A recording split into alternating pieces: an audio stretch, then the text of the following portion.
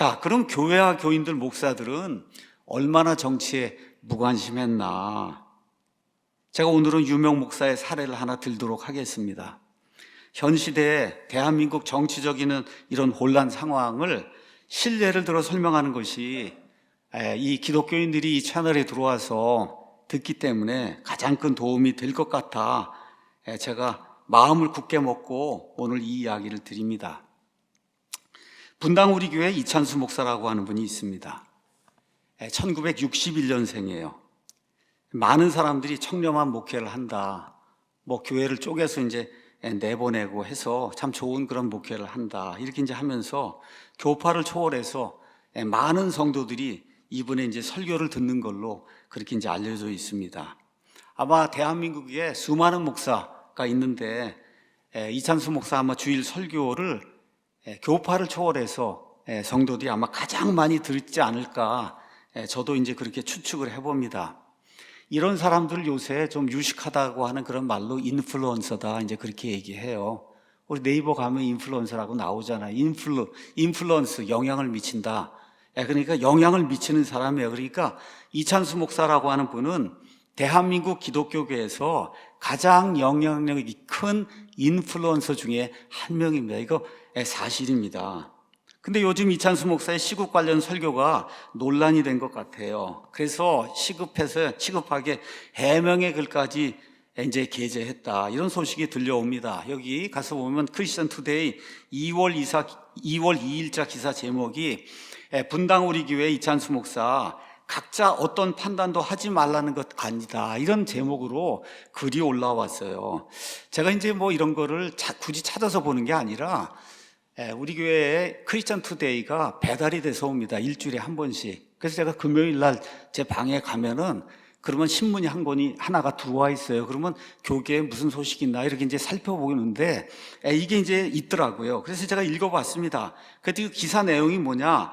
분당 우리 교회 이찬수 목사가 최근 설교했던 시국에 관한 기도 요청에 관해 이번엔 2월 1일 교회 홈페이지에 사랑하는 성도님들께 다시 부탁드립니다라는 제목의 글을 직접 게재를 했다. 기사 내용입니다.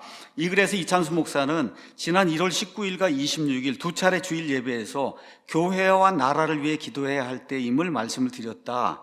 근데 기도하되 내가 옳으니 하는 판단을 유보하고 기도하자고 부탁을 드렸다라고 말하면서 이런 부탁을 드린 이유는 지금 교회들마다 각기 견해가 다른 두 그룹 성도님들 사이에 격렬한 논쟁으로 서로 간에 상처를 주고받고 있다는 이야기를 자주 듣고 특히 목사님들의 하소연을 많이 듣고 그래서 어떤 목사는 그 주 설교를 쉬었다. 이런 이야기까지 이제 듣기 때문이라고 설명을 했습니다. 자, 이찬수 목사님 또 뭐라고 얘기하냐? 세상은 지금 끝없는 분열 속으로 빠져들고 있습니다. 그러나 옳고 그름은 대한민국이 가진 민주적 절차와 사법 시스템을 통해 판가름이 날 것이고 그렇게 되기를 간절히 기도하고 있습니다. 이렇게 말하고서는 깊어진 상처와 불신, 감정의 앙금이 우리를 더 큰 수렁으로 몰아가지 않도록 기도해야 될 때입니다. 이렇게 이제 이야기했어요. 그러면서 다시 한번 강조하지만 제가 말씀드린 거 판단을 유보하라고 한 거 이거는 각자의 생각과 정치적 법적 판단을 하지 말라는 뜻이 아닙니다. 어떤 판단도 하지 말라는 말씀이 아니고 현실적으로 교회 안에서 성도들끼리 극심한 대립으로 갈등과 상처가 양산되는 현실이기에 서로 간의 분노와 혐오를 쏟아놓는 일을 잠시 내려놓고 하나님께 기도하자는 호소를 드린 것입니다. 끝으로 하나님께서 이 날을 긍휼히 여기시고 하나님의 공의가 드러나도록 함께 기도해 주시길 바랍니다. 또한 교회가 세상의 피난처로서 회복과 소망을 전하는 역할을 잘 감당할 수 있도록 모든 분들이 기도해 주시기 바랍니다. 마지막으로 에베소서 2장 16에서 17절 말씀, 또 예수님께서 십자가로 이 둘을 한 몸으로 하나님과 화목하게 하려 하심이라.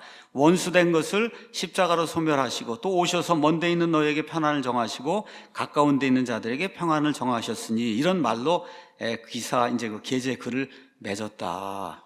제가 이제 기사를 읽은 뒤에 왜 이찬수 목사가 이렇게 정치 논란의 중심에 섰을까 이렇게 생각을 해봤습니다. 이유는 간단한 거예요.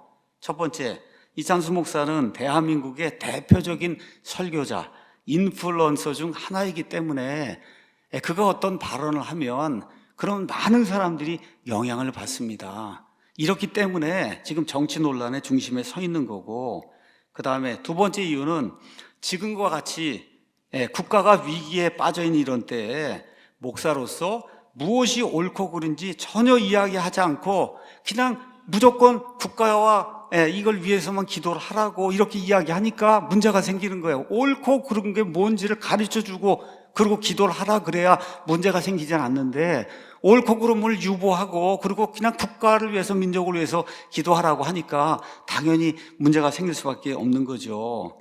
자, 그럼 왜 이찬수 목사는 그렇게 할 수밖에 없을까? 그 이유는 간단해요. 첫 번째, 목사로서 성경 전체를 관통하는 하나님의 성품에 대한 이해가 부족하기 때문에 그래서 이런 말을 할 수밖에 없는 거고, 두 번째, 목사의 소명에 대한 인식. 목사가 한 국가의 목사가 되었을 때 사회의 리더로서 사회를 이끌고 나가는 그와 같은 인플루언서의 그 역사적인 그런 인식, 이것이 부족하기 때문에 아니면 잘못되었기 때문에 이런 일이 생긴다. 저는 이제 그렇게 생각을 합니다. 자, 그래서 이찬수 목사의 과거 행적을 좀 여러분에게 좀 말씀을 드리겠습니다. 자, 이찬수 목사가 2016년 1월 30일 주일 설교 아직도 소망이 있나니 이 주일 설교를 했는데 24분 50초부터 기가 막힌 내용이 나옵니다. 그래서 제가 가서 찾아봤더니 본인 교회 그 영상에서 제거를 했더라고요, 삭제를. 제가 오늘 말씀드리는 거는 여러분에게 이게 내가 다 증거를 가지고 이야기하는 거, 그대로 이야기하는 거기 때문에 우리 유튜브 설교 영상 밑에 보면 더보기가 있어요. 그 더보기에 다 링크를 걸어놨습니다, 제가. 가서 여러분이 직접 확인해 보실 수 있도록 링크를 걸었으니까 더보기 가셔서 이제 확인하면서 저 있는 그대로를 여러분에게 말씀을 드리는 거예요. 자, 그날 24분 50초부터 무슨 얘기를 했냐. 여러분, 나무 한 그루가 각성해서 봄을 기다린다고 봄은 오지 않습니다. 이런 차원에서 저는 성공회대학의 신영복 교수님을 참 이런 면에서 존경하는데요. 저는 이분이 쓴 책이 참 좋습니다. 이렇게 이제 쓴 거예요. 저는 이분이 쓴 책이 참 좋습니다. 이분이 쓴 책 중에 제목 중에 하나가 더불어 숲, 여기 있는 것처럼 더불어 숲. 이 제목 안에 저자가 무엇을 말하고 싶은지 다 담겨 있는 것 아닙니까? 그래서 제가 한번 찾아가 봤어요. 더불어 숲이 뭔가. 그래서 가서 봤더니 저게 신영복의 평전이에요. 죽은 다음에 신영복에 대해서 썼는데 여러분 저 두께가 얼마나 두꺼운지 아세요? 586쪽이에요. 저거로 읽는다고 할 정도면 어느 정도인지 여러분 한번 판단해 보시기 바랍니다. 신영복 평전이고 전체 진짜 제목은 더불어 숲으로 가는 길이에요. 또 신영복 교수님은 쓴 책 중에 비슷한 제목이 또 있다. 여럿이 함께 숲으로 가는 길. 여러분, 그 더불어 숲이란 책의 제목에 보면 저자가 이런 표현을 씁니다. 우리 더불어 숲이 되어 지키자. 그 그림 한번 다시 보시죠. 여기 가서 보면 우리 더불어 숲이 되어 지키자. 자, 이렇게 이야기하면서 나무 한 그루 각성하는 게 포인트가 아니다. 우리 함께 더불어 함께 해야 된다. 이거를 그날 주장을 한 겁니다, 이분이. 자, 이걸 그래서 제가 제 이야기를 하면 좀 곤란할 것 같아서 그래서 이 이찬수 목사 비평한 글을 제가 찾았습니다. 여러분, 신영복은 공산주의자예요. 공산주의자. 개인이 아니라 프로테스탄트 정신은 뭐냐? 개인입니다. 개인이 하나님 앞에 회개보고해야 되고 개인이 책임을 지고 개인의 삶을 개인이 책임을 지는 거예요. 공산당은 공산당 단체 전체를 이 공산당이라고 하는 데서 책임을 져주겠다 해서 자꾸 더불어가 나오는 거예요. 그러니까 신영복의 저 책은 처음부터 끝까지 공산주의 더불어를 지금 이야기하고 있는 거예요. 그래서 한 분이 이렇게 비평을 한 거예요. 이찬수 목사는 감상적 전체주의 사상에 빠져 모든 영혼이 하나님 앞에서 홀로 심판을 받는 단독자, 개인이라는 진리를 버렸습니다. 하나님 앞에서 우리 각 사람 각자가 행한 대로 심판받고 보상을 받습니다. 맞습니까, 여러분? 그래서 단위가 개인이고 한 그룹이며 이찬수 목사나 신영복의 주장처럼 전체나 숲이 결코 아닙니다. 전체가 가는 길, 숲이 우거지는 대로 따르는 것은 멸망으로 가는 큰 길이며 좁은 문이 아닙니다. 그러면서 이렇게 또 했어요. 제가 잘 몰랐던 사실이지만 신영복의 더불어라는 표현으로 몇 년 전 홍역을 치렀다는 이야기를 듣고 다시 한번 생각이 복잡해졌습니다. 우연의 일치인지 모르지만 왜 이 사람들이 더불어라고 하는 용어를 사용하는지. 지금 더불어 무슨 당도 있잖아요. 더불어. 그렇잖아요. 좌파들의 필독 도서가 뭐냐? 김일성의 회고록인데 회고록의 이름이 뭐냐? 세기와 더불어예요. 김일성의 회고록 이름이 세기와 더불어. 그래서 이 사람이 얘기하는 거, 나는 바라건대 김일성의 더불어와 더불어민주당의 더불어와 신영복의 더불어 숲이라는 책이 아무 관련이 없으면 좋겠다. 이렇게 이제 이분이 썼어요. 근데 여러분, 아무 관련이 없을까요? 100% 관련이 있잖아요. 100%. 다 더불어가, 그래서 더불어가 나오는 거예요. 자, 이것 때문에 이제 여기 이찬수 목사가 어려움을 겪었는지 2022년 1월 17일 크리스천 투데이에 또 올렸어요. 이찬수 목사 제목이 신영복 교수 책 관련 설교 제가 잘못한 거다. 이렇게 올렸어요. 그러면서 뭐라고 썼냐? 한때 저를 무슨 좌파니 우파니 뭐 신영복 교수라는 분 사실은 제가 잘 모릅니다. 그분의 책 제목을 보고 그냥 설교랑 관련해서 와, 정말 책 제목 잘 뽑았다. 참 이런 분 내가 존경한다고 했지만 제가 잘못한 겁니다. 과장했거든요. 여기 썼어요. 본인이 과장을 했다. 자, 근데 제가 존경한다고 할 정도가 되면 그러면 이 말을 곧이곧대로 믿을 사람 아마 없을 거예요. 그래서 이분이 계속 이렇게 쓰는 거예요. 저는 모든 그리스도인들이 이런 것에 선입견을 갖지 않고 복음을 받게 되기를 원합니다. 모든 성도들이 저에 대해 어떤 선입견이 없이 전하는 복음에만, 여러분 아시잖아요. 강단에서 정치 이야기 제가 죽어도 안 하는 거 이렇게 얘기하면서 좌파면 어떻고 우파면 어떤가. 이 자리는 그런 정치하는 자리가 아니다. 또 쓴 거예요. 여기에다 그렇게 거기에다가.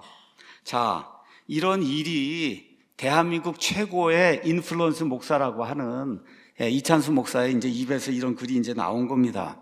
자, 이찬수 목사 교회는 이거 말고도 2019년에 그 부목사가 동성애 지지 발언을 해갖고 또 무리를 일으켰잖아요. 자, 이렇게 이제 되니까 2019년 6월 9일에 샬롬 나비라고 하는 보수 우파 정말 좋은 그런 그 목회자들의 모임인 것 같아요. 거기에서 성명서를 냈습니다. 그 뭐라고 성명서를 냈냐? 분당 우리 교회 어떤 부목사의 그 동성애 관련 설교가 논란이 됐는데 뭐라고 주장을 했냐? 이 목사가 퀴어 축제에 대한 다른 많은 사람들의 그 반응을 찾아봤습니다. 그랬더니 그 나서 뭐라고 얘기하냐? 결론은 대세가 이미 넘어갔습니다. 대세가. 솔직히 언론과 이를 이용하는 정치인들, 스스로 합리적이라고 이야기하는 많은 사람들의 목소리로 인해서 동성애자들을 비난하는 것은 소위 막말로 꼰대들의 이야기가 되어버렸다. 이게 제 솔직한 심정이라. 지금 이 부목사가 동성애가 이제 완전히 현실에 이제 정착을 했다. 이런 거 얘기하면 꼰대가 된다. 뭐 이런 스타일의 이런 발언을 한 게 또 문제가 된 거예요. 그래서 샬롬 나비라고 하는 이 목사님들의 단체에서 논평을 했어요. 자, 왜 이런 문제가 생겼냐? 이번 분당 우리 교회 부목사의 동성애 설교 무리 사건, 이거는 최초의 원인 제공자가 누구냐? 이찬수 담임 목사다. 이찬수 담임 목사다. 우리가 시민단체 및 여러 경로 루트에서 계속해서 그렇다는 이야기를 듣고 있다. 그러면서 논평에 계속 이야기하는 거예요. 이번 사건은 이찬수 목사가 과거 주일 대예배 시에 반기독교 운동가의 종북 활동가인 신영복 씨를 존경한다고 그렇게 언급한 것과 무관하지 않습니다. 그 설교를 전해드린 사람들 중 정상적인 국가관을 지니고 있는 성도들과 지성인들은 소위 복음주의 목회자라고 한 사람이 어떻게 대예배 설교 때 반국가 인사를 존경한다고 언급할 수 있느냐, 이렇게 의아하게 이제 생각을 한다는 거예요. 그건 신영복이라는 자가 누구냐? 통일혁명당 사건으로 20년 넘게 수감 생활하고 그리고 전향하겠습니다 했는데 양심적으로는 본인이 미전향을 했다. 그러니까 간첩이고 공산주의자라고 대다수 사람들이 이야기하는 거예요. 북한 핵무기 가져야 된다고 주장하고 반미선동하고 대한민국을 비방하는 종북 진보 학자이고 성공회대 교수다. 근데 이찬수 목사가 이러한 인사에 대해서 대예배 설교 때 제가 신영복 교수를 존경한다고 언급하며 무리를 일으키지 않았느냐.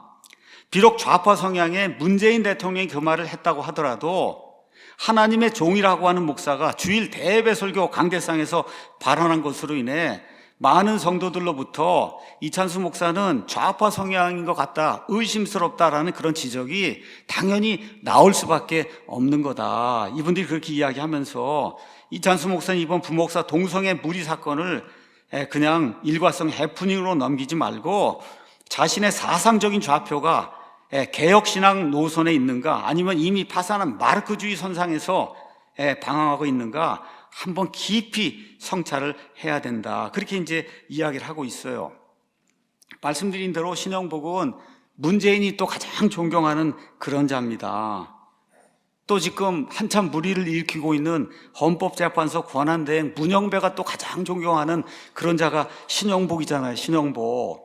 우리 법 연구의 판사들이 가장 존경하는 자가 신영복이에요. 교계에서는 세문안교회 이상학 목사가 또 존경하는 자가 신영복입니다. 여기 제가 다 가서 가져온 거예요. 이 세문안교회는 우리나라에서 가장 오래됐다고 하는 그런 교회인데, 세문안교회 당회장인 이상학 목사 역시 신영복 교수의 죽음을 보면서 그가 읽었던 신영복의 저서를 언급, 자기가 공부할 때 힘들었을 때 신영복의 그 저서를 읽고, 그래서 질척대는 듯한 학문과 신앙의 길, 어려운 그런 길에서 새로운 희망을 자기가 받았다. 신영복 글을 읽고. 그런 사람이 지금 대한민국 세문안교회 지금 담임 목사로 있는 겁니다. 자, 이렇게 이야기하면서 샬롬 나비가 맨 마지막에 이렇게 결론을 내렸어요. 우리는 지금 매우 위험하고 위태로운 영적 전쟁터에 서 있습니다. 이게 지금부터 6년 전 얘기예요. 그거 기억을 하시고 그때 좀 정신들 다 차렸으면 어떻게 됐을까? 성도들은 목사의 설교에 영혼이 살아나기도 하고 병들기도 하며 실족하기도 합니다. 유명한 목사가 영적 분별력이 없이 한 설교, 신영목을 존경한다는 이런 설교는 향방을 모르고 마구 총을 쏘는 것과 같습니다. 그러니까 뭐라 그래요? 판단을 유보하고 옳다 그르다 판단하지 말라는 그런 이야기를 하는 거잖아요. 많은 영혼을 실족하게 하고 마귀가 틈타도록 울타리를 무너뜨린 것과 똑같은 그런 일입니다. 말은 쏟아진 물과 같습니다. 특히나 강단에서 하는 설교가 그렇고 요즘처럼 영상으로 파급력이 큰 미디어 시대에는 더더욱 그렇습니다. 그래서 목사는 설교에 생명을 걸고 실수하지 않는 그런 일을 해야 된다. 자, 이러고 나서 제가 조금 더 좀 찾아봤어요. 이찬수 목사가 이게 일과성 해프닝인가. 자, 이래서 찾아봤더니 이러한 유튜브 영상이 나옵니다. 이찬수 목사의 설교 실체, 그가 말하는 예수는, 그래서 제목은 박도진 작가라고 한 사람이 개혁주의 신앙 아주 철저히 지키는 그런 분이에요. 그러면서 이찬수 목사의 이상한 예수님, 제가 이제 읽어드리겠습니다. 자, 작가가 이제 얘기하는 거예요. 오늘 제목과 같이 분당 우리교회 이찬수 목사에 대해서 좀 살펴보겠습니다. 예전에 글로도 몇 번 언급을 했는데 정말 유튜브나 온라인상에서 많은 기독교 채널이라는 곳들뿐만 아니라 이단성이 있는 채널들까지 이분의 영상을 많이 올린다. 그러니까 제가 가서 보니까 이분의 영상이 일주일에 한 번 하면 한 15만 명 정도 본인 교회에서 보는데, 이 교회 저 교회 모든 곳에 다 올라가면 아마 모르겠는데 한 50만 원 이상 아마 볼 거예요. 근데 심지어 이단성 있는 채널들까지 이분 영상을 지금 올린다는 거예요. 그러면서 이분이 얘기하는 거 참 신기한 일이지 않습니까? 그만큼 설교에 교리가 없다는 얘기고 그저 세상적으로 도덕적인 이야기가 많다는 의미가 아니겠냐. 그러니까 교리와 상관없이 그냥 무조건 올린다는 거죠. 저는 이 영상을 만들려고 처음에 생각하지 않았는데 최근에 이찬수 목사가 여의도 순복음교회에서 집회를 한다는 포스터를 봤다는 거예요. 2024년 2월 20일에. 아니, 장로교 목사가 오순절 신비주의 은사운동하는 이런 교회의 강사로다 지금 쓴다고 하니까 본인이 너무, 이분은 장로교고 칼빈주의 이걸 지키기 위해서 노력하는 그런 분인데 의아해서, 그래서 한번 이분이 무슨 설교를 하길래 도대체 사람들이 그렇게 다 여기에 빠져드는가 이걸 보기 위해서, 그래서 이번 기회에 한번 깊이 살펴보려고 분당 우리 교회 사이트에 가서 설교를 검열을 했습니다. 갔더니 영상이 1100개가 넘어요. 그걸 제가 언제 다 봅니까? 그래도 한번 살펴봐야 되겠다 싶어서, 가장 중요한 게, 기독교의 가장 중요한 게 예수님이잖아요. 그래서 예수님이 들어간 제목을 쳤다는 거예요. 키워드를 예수님하고 이렇게 친 거예요.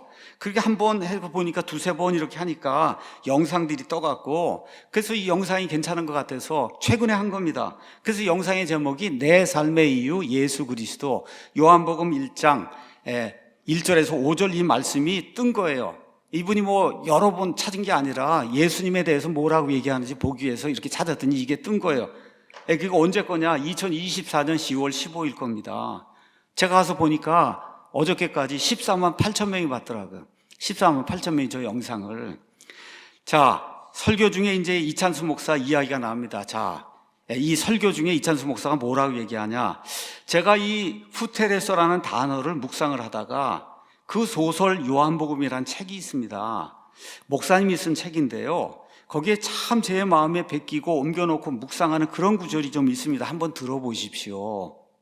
자, 그리고 소설 요한복음에 나오는 내용을 읽어주는 거예요. 이찬수 목사님 설교 시간에. 예수는 정말 바다였다. 그에게서는 모든 것이 통합되어 녹아 있었고 흐르고 있었다. 그동안 내가 놀았던 세계는 하나의 셋강에 불과했다. 그것도 그것이 전부라고 우기며 자랑하면서 말이다. 내가 살고 있는 세계가 셋강인 것을 안 것은 예수라는 바다를 만나고 나서이다. 그 전까지는 강이 바다여 호수가 대양인 줄만 알고 있었다. 막힘없이 흐르고 넘실대던 그 흐름, 어떤 강물이 들어와도 다툼이 끝나고 어떤 흙탕물이 들어와도 그냥 정화되어 하나가 되어버린 바다의 신비. 나는 예수에게서 처음으로 바다를 보았던 것이다. 언젠가 이 바다가 하늘로 이어져 줄 내가 어떻게 알았던가. 이제 이찬수 목사님 이제 이거 낭독을 하고는 이게 굉장히 저에게 많은 의미를 가지고 또 저에게 큰 도전을 줬습니다. 이 작가는 자기가 예수님을 알기 전에 그 셋강을 바다로 알고 있었다는 거예요. 그 코딱지만한 작은 호수가 이 대양인 줄 알았다는 거예요. 근데 이게 너무너무 의미 있는 이야기가 아닙니까? 이렇게 이야기를 이제 하고 있는 거예요. 자, 이것만 보면은 여러분이 뭐 예수님이 바다고 뭐 좌우 가리지 않고 다 받아주고 뭐 이렇게 되는 걸로 다 이렇게 되는 걸로 이해가 되잖아요. 근데 그 다음에부터가 이제 문제가 되는 거예요. 박도진 작가가 이찬수 목사님이 어떤 목사의 책을 소개했는데 그 책의 이름이 소설 요한복음이다. 그래서 설교를 이렇게 하시네요. 요한복음을 소설로 쓴다. 벌써 자유주의 냄새가 나지 않습니까? 그래서 이 책은 자기가 연구를 한 거예요. 가서 봤더니 침례교 출신의 장길선 목사라는 사람이 쓴 책이고 이 사람의 다른 책들도 있는데 그 중에 하나는 깨달음으로 읽는 반야심경. 그러니까 보세요. 지금 이게 목사예요. 장길섭이라는 침례교 목사인데 목사가 책을 썼어요. 책. 하나는 소설 요한복음이고 또 하나는 깨달음으로 읽는 이런 반야심경이에요. 자, 이 정도 되면 이 사람의 성향이 확 실시되고 있죠. 이 사람의 책들이 어떤가 보기 위해서 가서 찾아봤더니 또 하나가 뭐가 있냐? 깨달음으로 읽는 성경이 있는 거예요. 한번 가서 보시죠. 이 사람의 책이 또 하나가 있는데 깨달음으로 읽는 성경? 없어요? 없네요. 제가 집어넣었는데 거기까지가 된 것 같아요. 그럼 장길선 목사가 깨달음으로 읽는 성경에 뭐라고 썼나? 본인이 목사로서 깨달은 성경을 한번 기가 막힙니다. 한번 들어보겠습니다. 예수를 주인공으로 삼은 이유는 제가 만난 성경과 제가 접촉한 예수를 조금이라도 보여주고 싶기 때문입니다. 이 말은 기독교를 믿으라는 것이 아니에요. 사실 예수는 기독교를 모르고 갔어요. 공자는 유교를, 붓다는 불교를 모르고 지구 떠난 것처럼 말입니다. 그렇다고 제가 여러분에게 예수의 추종자가 되라는 것은 아닙니다. 추종은 맹인, 즉 눈먼 자들이 하는 것이기에 누구보다 예수 자신이 추종을 거부해요. 그래서 박도진 작가가 이렇게 너무 웃긴 말을 하고 있지 않습니까? 이 말만 들어도 이 사람은 기독교인이 아니구나, 목사 타이틀은 가지고 있는데 기독교인은 아니구나 하는 생각이 들잖아요. 장길섭이 계속 얘기하는 거예요. 많은 기독교인들이 예수가 나를 구원했다, 예수가 내 죄의 대가를 대신 치렀다고 하는데 그것만큼 왜곡된 생각도 없습니다. 목사가 얘기하는 거예요. 나를 완성하고 구원할 사람은 오직 나 자신뿐이에요. 내가 죄를 지었다면 그 대가도 내가 치러야죠. 근데 왜 예수를 방패 삼아 자기 짐을 그에게 떠넘깁니까? 그것이 값싼 위로를 줄 수 있을지 몰라도 그것에 만족하는 한은 결코 스스로를 성장시킬 수가 없다고요. 예수는 자기 자신의 길을 간 사람입니다. 자기를 완성하고 자기를 구원한 사람이죠. 그러므로 우리는 그를 멘토 삼아 삶의 원리를 깨닫고 매뉴얼을 만들 수 있습니다. 하지만 그가 내 길을 대신 가질 수는 없습니다.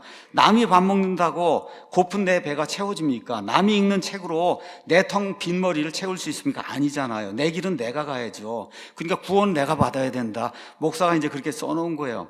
그래서 박도진 작가가 이 정도면 분석 다 끝난 거 아닙니까? 장길섭이라는 사람의 글을, 그런데 이찬수 목사가 인용을 했다는 거예요. 마지막 하나 더 읽겠습니다 하면서 장길섭이 이렇게 얘기해요.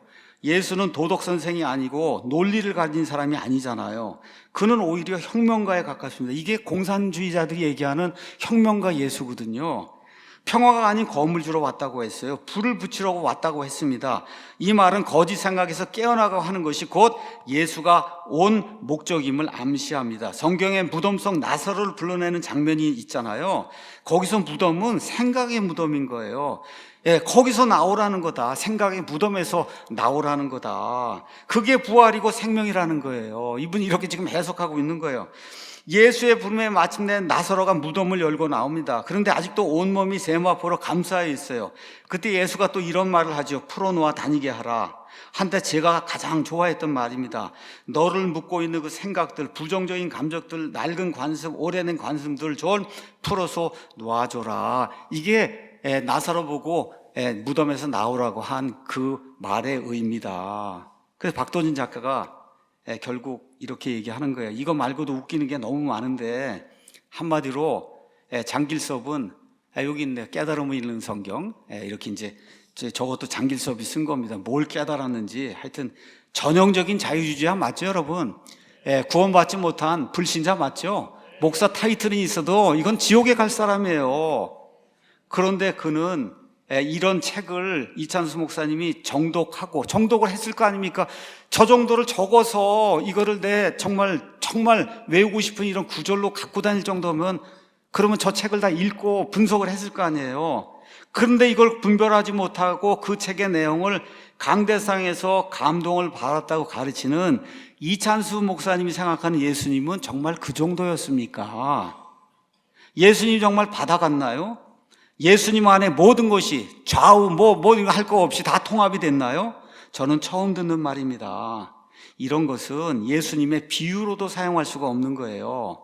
그래서 이찬수 목사님 믿는 예수님과 제가 믿는 예수님, 박도진 작가가 믿는 예수님은 아마 다른 분인가 봅니다.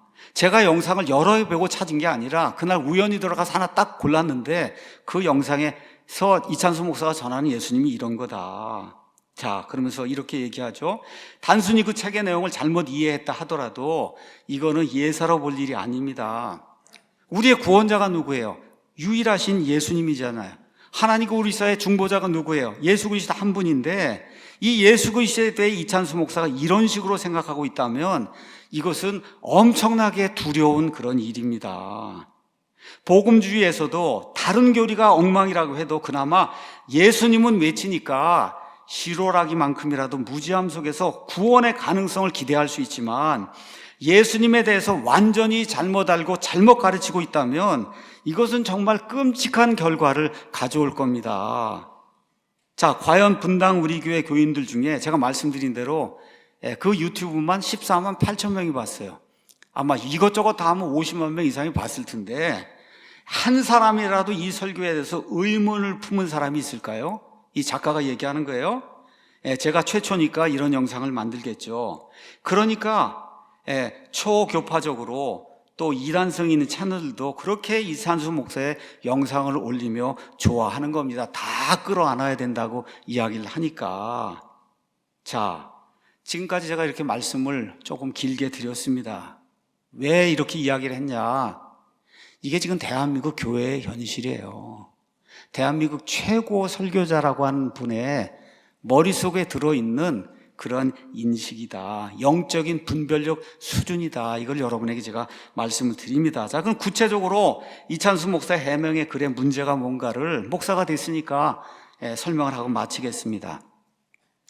내가 옳으니 하는 판단을 유보하고 기도만 하자. 이렇게 얘기했거든요. 목사는 그런 사람이 아니에요. 목사는 하나님의 말씀을 들고 옳고 그른 거를 성도들에게 알려줘야 할 책무를 지닌 그런 사람이에요. 왜 교인들이 견해가 다르고 논쟁을 해요? 다 자기 생각들을 말하잖아요. 이럴 때 목사가 어떻게 해야 돼요? 성경의 가치에 근거해서 무엇이 옳은가 그른가를 이 강단에서 선포하라고 하나님이 목사로 임명을 해주신 거예요. 그 일을 하지 않고는 그리고 유보하라고 판단하는 옳으니 그르니를 이렇게 얘기하는 건 옳지 않은 거예요. 그럼 목사는 어떻게 해야 되냐? 교회에 좌파 우파가 다 있으니 정치 이야기하지 말고 예수님이 바다니까 그냥 다 받아들여서 그냥 통합을 해야 된다. 입 다물고 지내라. 이렇게 얘기해야 되냐. 지금 대다수 한국교회 목사들이 지금 그러고 있지 않습니까? 이번에 윤석열 대통령 계엄 받잖아요. 이거는 뭐예요? 대통령의 고유 권한이에요. 이거 결코 내란이 될 수가 없는 거는 정상적인 사고를 가진 사람은 누구나 알 수 있는 거 아닙니까?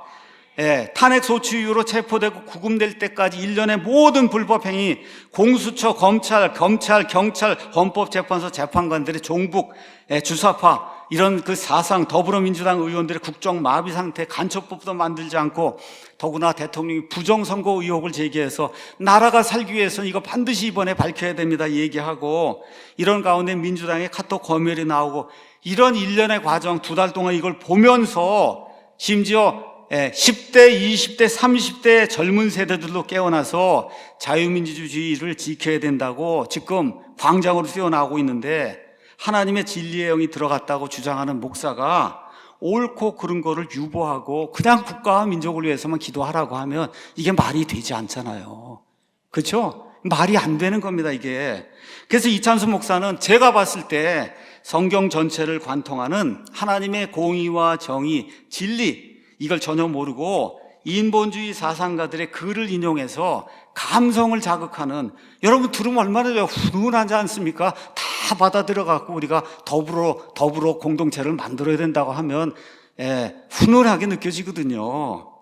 이게 감성을 자극하는 그런 설교예요. 신영복이, 장길석, 감성을 훈훈하게 해주는 좌익 인본주의 저자들의 책들은 왜 사람들이 자꾸 빠져들어요? 말 그대로 가슴을 훈훈하게 해줍니다. 더불어 다 같이 잘 살아야 되는데 그 나쁘게 생각하는 사람이 어디가 있어요? 가슴은 훈훈하게 해줄지 몰라도 그런 책들은 영혼을 좀먹는 겁니다, 여러분. 영혼을 좀먹는 거예요.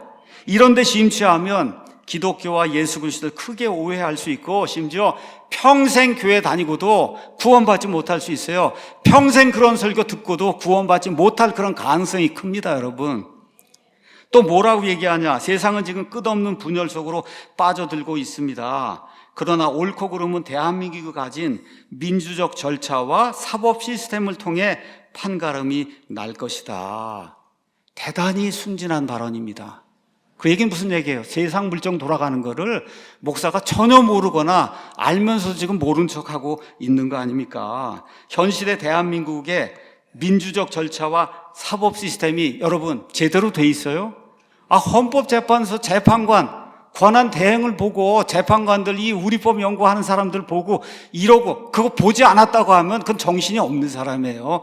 국가가 지금 절체절명의 위기에 빠져 있는데 교인들이 이끌고 나간 그와 같은, 또 대한민국 기독교계의 대표 주자라고 하는 그런 분이 난 그런 거 모른다 그러고 모래에다가 머리를 이렇게 박고 있으면은 그거 잘못된 거잖아요. 그렇죠? 어떻게 지금 대한민국의 사법적 절차, 그 다음에 사법 시스템 이런 것이 올바르다고 이야기할 수가 있습니까?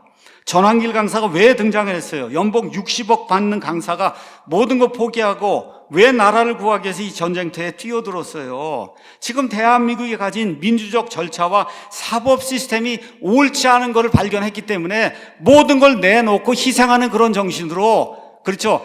그분은 목사가 아니에요. 성도입니다. 예수님 믿는 그 성도도 거기 뛰어드는데, 하나님의 말씀을 가지고 대언하며 진리를 대언하고 올바른을 가르쳐야 될 목사가 정부에 모든 거 맡겨놓고 우리 가만히 기도만 하자 이렇게 이야기하면 이게 옳겠습니까, 여러분? 특히 목사는 희생을 치르고서라도 다음 세대에 더 좋은 나라, 마음껏 양심의 자유, 표현의 자유 누리는 나라를 물려줘야 되겠다는 이런 생각을 가지고, 그런 사명을 가지고 이 강단에 서서 설교를 해야 되는 거 아닙니까? 그래서 교회에서 반발이 있다 하더라도 지금 대한민국의 시스템, 민주적 절차가 잘못됐으니까 교인들이 이 일을 위해서 기도하고, 가급적이면 토요일날 쉬는 날에는 행동에 나서서 광장에 가서 이 나라를 세우기 위해서 같이 참여해야 된다고 이렇게 독려를 해야 되는 게 아니냐, 저는 그렇게 생각을 하는 거예요. 이분이 또 뭐라고 얘기하냐? 저는 지금까지 정치적 선교를 한 번도 한 적이 없습니다. 이건 부끄러운 일이에요, 여러분. 부끄러운 일이에요. 심히 잘못된 것을 그것도 알지도 못해요. 그거 자기가 한 일이 부끄러운 말이라고 하는 거는. 정교 분리는 국가가 국교를 지정하면 안 된다는 거예요. 미국에서 가장 잘 지키는 그러한 교리가 정교분리 교리고 우리나라로 마찬가지예요. 근데 미국의 선거 때가 되면 다수의 침례교 목사들이 TV에 나와서 이번엔 트럼프를 찍어야 됩니다. 이번에 여러분 빌리 그레함의 아들 프랭클린 그레함이 나와서 뭐라 그래요? 누굴 찍어야 된다 그래요? 트럼프를 찍어야 된다 그러지 않습니까? 트럼프를 찍어야 된다고. 그렇죠? 왜 그러냐? 투표는 선거하는 거는 목사를 뽑는 게 아니에요. 두 명의 후보가 나온 그 사람들 가운데 누가 더 하나님의 가치, 성경의 가치를 더 잘 지켜줄 수 있을까를 판단하고 교인들에게 이 사람이 더 하나님의 가치를 지켜줄 수 있는 사람이니 우리 그리스도인도 이번에 어쩔 수 없이 이 사람을 뽑아야 됩니다 하고 이야기하는 게 그게 정상적인 목사입니다, 여러분. 정상적인 목사. 미국의 침례교회 거의 모든 목사들이 그러한 일을 하고 있는 거예요. 나는 정치적 설교를 한 번도 한 적이 없다. 이런 말은 무식하거나 무지한 목사입니다. 이렇게 이제 고백을 하는 거고, 나는 하나님의 백성을 오도하는 목사입니다. 잘못된 길로 빠뜨리는 그런 목사입니다 하고 만인들 앞에 서서 공언하는 거예요. 공언을. 끝으로 또한 교회가 세상의 피난처로서 회복과 소망을 전하는 역할을 잘 감당할 수 있도록 기도해 주님. 맨날 기도만 해달라 그래요. 여러분, 교회가 세상의 피난처가 되려면 어떻게 해야 된다고 가르쳐주고 세상의 피난처가 되라고 해야지, 가르쳐주지 않고 무조건 기도만 하라 그러면 안 되잖아요. 그렇죠? 더불어 공산당으로 알려진 이 민주당이 입법 독주, 친북, 종중 세력, 동성애, 차별금지법, 낙태 이런 거 찬성하는 거 옳지 않으니까 그 당에 투표하면 안 됩니다라고 이야기해야 되는 겁니다, 여러분. 선거가 있기 전에. 성도는 하나님 앞에서 자기가 투표한 거에 대해서 나중에 책임을 져야 돼요. 성화가, 교회만 오는 게 성화가 아니에요. 투표장에 가서 올바로 투표하는 것도 크리스찬의 성화 행위입니다, 여러분. 올바른 정치를 할 수 있는 정치인을 여러분이 뽑아야 되는 거, 우리 그리스도인들이. 잘못된 자들 뽑아놓고는 주여 도와주시기 바랍니다 하면 안 되잖아요, 여러분. 투표장에 가서는 딴 쪽을 찍어놓고는 나라가 망할 때 돼서 가서는 도와주시기 바랍니다 하면 안 되잖아요. 그러면서 맨 마지막에 뭘 또 인용을 했냐? 에베소서 2장 16에서 17절, 십자가로 이 둘을 예수님께서 한 몸으로, 이게 좌우를 이제 한 몸으로 하나님과 화목하게 하십니다. 이렇게 이제 해서 이렇게 예수님이 평안을 전하시지 않느냐, 이렇게 성경 말씀을, 이런 거를 성경 말씀을 왜곡해서 인용하는 거다, 그렇게 이야기하는 거. 이것도 제가 여러분에게 알려드리는 거예요. 성경을 그냥 있는 대로, 이게 큐티식 성경이에요. 큐티식 성경. 그러면 좌우를 다 하나 되게 했구나, 그런 이야기로 받으면 안 되는 거예요. 이것 역시 성경 말씀을 잘못 적용하고 있는 거예요. 여기서 바울은 이방인과 유대인 그 상관없이 예수 그리스도 안에서 한 몸, 한 교회가 된다, 지금 그 얘기를 하고 있는 거지, 좌우가 하나가 되는 거 이야기하는 게 아닙니다, 이 구절이. 하나님은 좌익, 공산주의, 전체주의, 독재를 지극히 미워하세요. 하나님은. 이 그림을 한번 보시기 바랍니다. 하나님의 가치, 하나님은 어떤 분이냐 하면 100% right 하신 분이에요. right, 올바른 분이에요. 하나님께는 올바르지 않은 게 하나도 없습니다. right, 올바르다, 짧게 얘기하면 옳다는 거예요. 그래서 하나님은 오른쪽의 하나님이에요. 저 오른쪽이 지금은 오른쪽으로 바뀐 거예요. 원래는 옳은, 옳다, 올바르다, 오른쪽, right이에요. 그 영어도 그렇고 한국말도 그렇게 돼 있어요. 하나님은 100% right 하신 분이에요. 그 100% right 하신 하나님에게서 벗어나서 떠나간다, left, 떠나가게 되면 그러면 그른 쪽에 서게 되는 거예요. 그래서 그걸 우리가, 우리 말도 외다라고 하는 건 잘못됐다는 뜻이에요. 잘못됐다. 아까 제가 보여드린 대로 하나님은 오른쪽, 올바른 쪽, right, 올바른 것 쪽에 하나님이에요. 다시 말해 자유민주주의 시장 경제 체제를 지지하시는 분이 하나님이시고, 왼쪽은 하나님이 미워하십니다.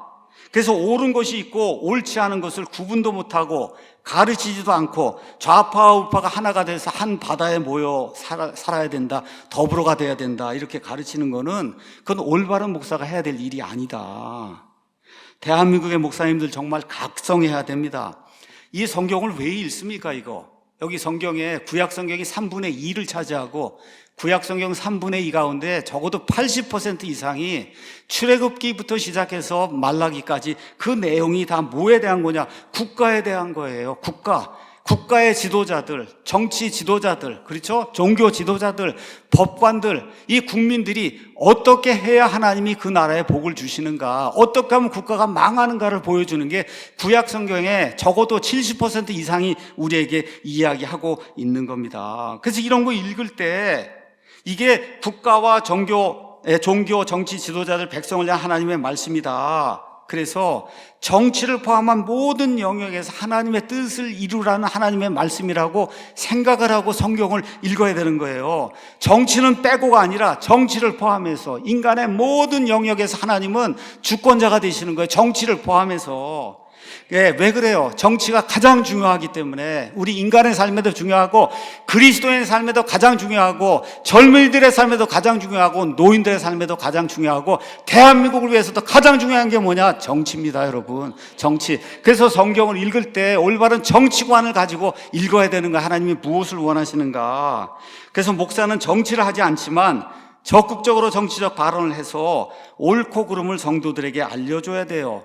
이유는 왜 그래요? 우리 삶에서 정치가 가장 중요하기 때문에 목사가 그런 목적을 가지고 하나님의 말씀, 구원도 있고 하나님에 대한 모든 진리를 가르치는 것도 있고 그 하나님의 속성 가운데가 하나가 뭐예요? 모든 것에 하나님이 주권자가 되신다는 거. 정치에서도 주권자가 되신다. 오늘 말씀 읽고 마치겠습니다. 시편 12편 6절. 가장 비열한 자들이 높여질 때에는 사악한 자들이 사방에서 활보합니다. 그리스도인들이 정치에 무관심하고 목사가 신영복이 뭔지 장길섭이 뭔지도 구분을 못하고 그러고선 그런 것들 따뜻하다 해갖고 이렇게 인용을 하고 이렇게 되면 그럼 결국 어떻게 돼요? 가장 비열한 자들이 높여지고 이렇게 비열한 자들이 높여지면 사악한 자들이 사방에서 활발하니까 요 근래 저한테 카톡 끊겠다고 연락이 와요. 왜 그래? 카톡 검열하기 때문에 카톡을 끊을 수밖에 없습니다. 근데 그 이해가 돼요. 왜냐하면 그분이 공무원이거든. 공무원이고 그러니까 제가 미안하지만 카톡을 끊을 수밖에 없다. 이렇게 오니 이 정도로 지금 사악한 자들이 사방에서 활보하는 이런 시대가 지금 우리 시대입니다. 이런 자들이 득세하면 국민이 불행해져요. 지금 대한민국 이런 처지에 놓여 있습니다. 심지어 예수님을 알지도 못했던 플라톤이라는 사람이 정치를 외면한 자들이 치를 가장 큰 대가는 가장 저질스러운 인간들에게 더불어 무슨 당에 있는 이런 자들이 지배하면 여러분 거기서 어떻게 살 겁니까? 그렇잖아요. 그래서 이런 거 기억을 하면서 우리 오늘 아이들을 위해서 또 청년들을 위해서 우리 어른들, 노인들 다 모두를 위해서 우리 대한민국 기독교를 위해서 목사님들 위해서 정말 어느 면에서 하기 힘든 그런 설교를 했습니다. 하나님의 지극히 풍성하신 은혜가 우리 윤석열 대통령 자유를 지키려고 하는 우리 자유우파 모든 국민들, 대한민국 모든 국민들, 그리고 우리 사랑침례교회 성도들 위해 정말 풍성히 임하기를 예수 그리스도의 이름으로 축원합니다.